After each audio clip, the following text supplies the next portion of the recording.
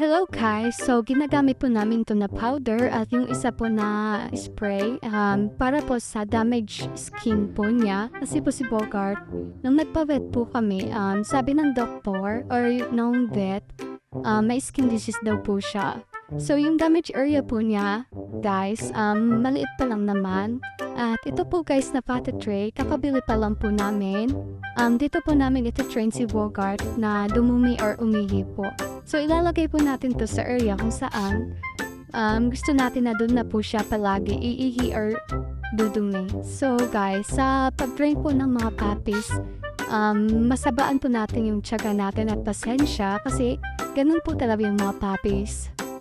Mahirap sila turuan, mahabang oras, panahon, pero worth it po pag pick up na po nila yung trinain natin sa kanila. So, yun lamang guys. Thank you for watching. Bye!